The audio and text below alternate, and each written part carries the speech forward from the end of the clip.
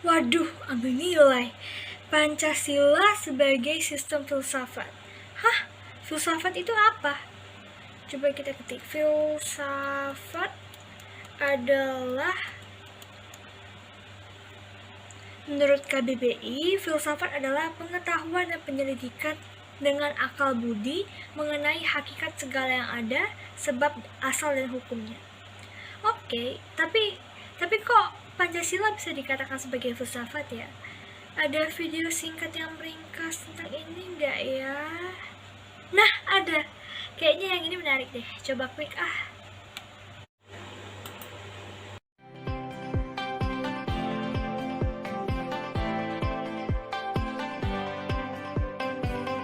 Anggapan saya, yang diminta oleh Paduka Tuan Ketua yang mulia ialah dalam bahasa Belanda, filosofi grondslag daripada Indonesia merdeka.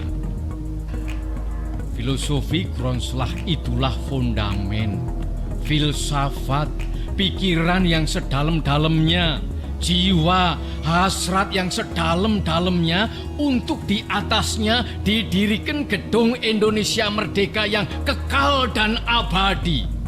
Tuan Ketua yang mulia, apakah weltan saung kita jikalau kita hendak mendirikan Indonesia yang merdeka?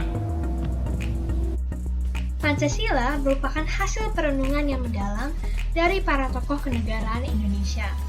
Seperti yang disebutkan oleh I.R. Soekarno dalam pidatonya, Pancasila sebagai dasar filsafat negara atau filosofische Grundslag memiliki nilai filosofis yang terkandung dalam sila-sila Pancasila dan mendasari seluruh peraturan hukum yang berlaku di Indonesia. Sementara itu, Pancasila sebagai Weltanschauung mempunyai arti bahwa nilai-nilai Pancasila merupakan sesuatu yang telah ada dan berkembang di masyarakat Indonesia, yang kemudian disepakati sebagai dasar filsafat negara. Selain itu, Pancasila sendiri telah memenuhi ciri-ciri berpikir kefilsafatan, yaitu yang pertama, bersifat koheren. Pancasila sebagai sistem filsafat, bagian-bagiannya tidak saling bertentangan, berbeda tapi saling melengkapi, dan mempunyai fungsi dan kedudukannya sendiri. Yang kedua, bersifat menyeluruh. Pancasila sebagai filsafat hidup bangsa merupakan suatu pola yang dapat mewadahi semua kehidupan dan dinamika masyarakat Indonesia. Sifat ketiga yakni mendasar. Pancasila sebagai sistem filsafat dirumuskan berdasarkan inti mutlak tata manusia menghadapi diri sendiri, sesama, dan Tuhan dalam kehidupan bermasyarakat dan bernegara. Yang terakhir, bersifat spekulatif.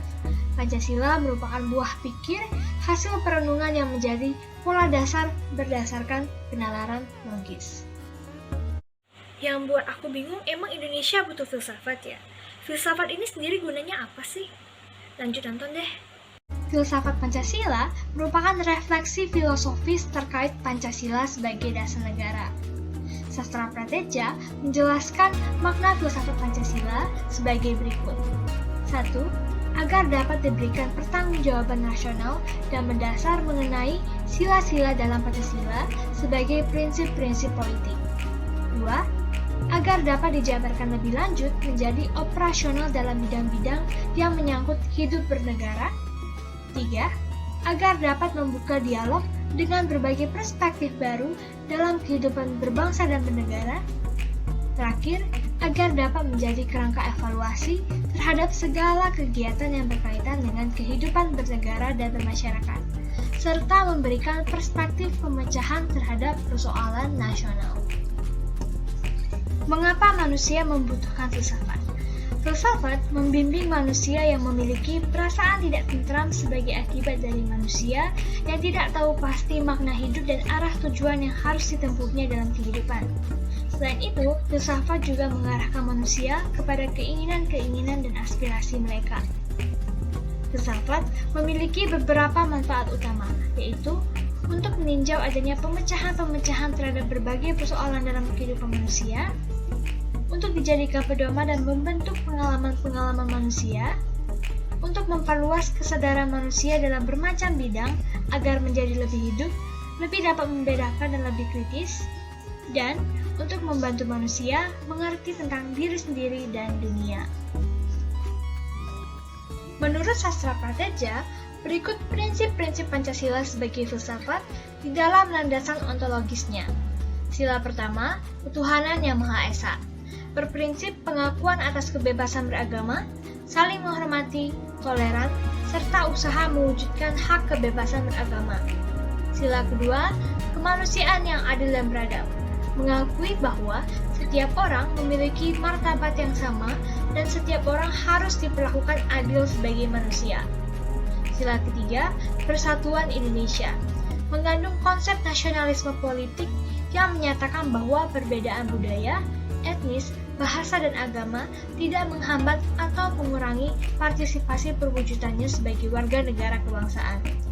Sila keempat, kerakyatan yang dipimpin oleh hikmat kebijaksanaan dalam permusyawaratan perwakilan, mengandung makna bahwa sistem demokrasi diusahakan terlaksana melalui proses musyawarah demi tercapainya mufakat untuk menghindari dikotomi mayoritas dan minoritas. Sila kelima, keadilan sosial bagi seluruh rakyat Indonesia. Berprinsip tidak adanya kemiskinan dalam negara Indonesia merdeka dan atau hidup dalam kesejahteraan.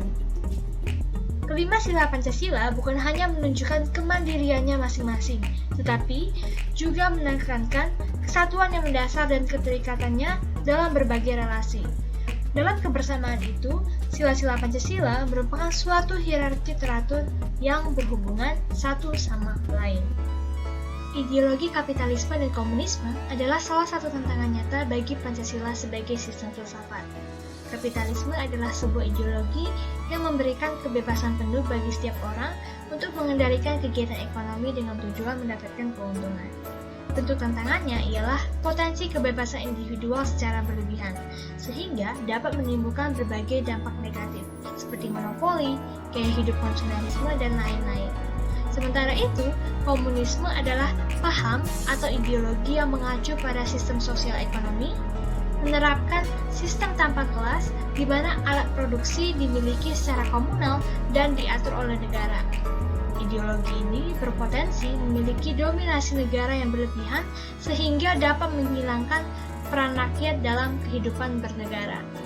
Kedua ideologi ini dapat menimbulkan berbagai dampak, tentu saja yang tidak sesuai dengan prinsip-prinsip dasar negara Indonesia, yaitu Pancasila. Meletakkan Pancasila sebagai sistem filsafat dapat memulihkan harga diri bangsa Indonesia sebagai bangsa yang merdeka dalam politik, yuridis, dan juga merdeka dalam mengemukakan ide-ide pemikirannya untuk kemajuan bangsa, baik secara material maupun spiritual. Pancasila sebagai sistem filsafat membangun pemikiran yang berakar dari nilai-nilai budaya bangsa Indonesia, sehingga mampu menghadapi berbagai ideologi dunia yang tidak sesuai. Oh, pantas aja Indonesia butuh Pancasila sebagai sistem filsafat negara. Karena bahaya juga sih dampak negatif dari ideologi-ideologi luar. Aku juga sebenarnya setuju sama pendapat bahwa kebudayaan luar bisa menjadi ancaman bagi ciri khasnya bangsa Indonesia dan bisa juga berpengaruh kepada kesejahteraan masyarakat Indonesia yang gak maksimal. Oke deh, kayaknya aku siap untuk ambil nilai siang ini. Perut udah bunyi, aku lapar, sarapan dulu deh.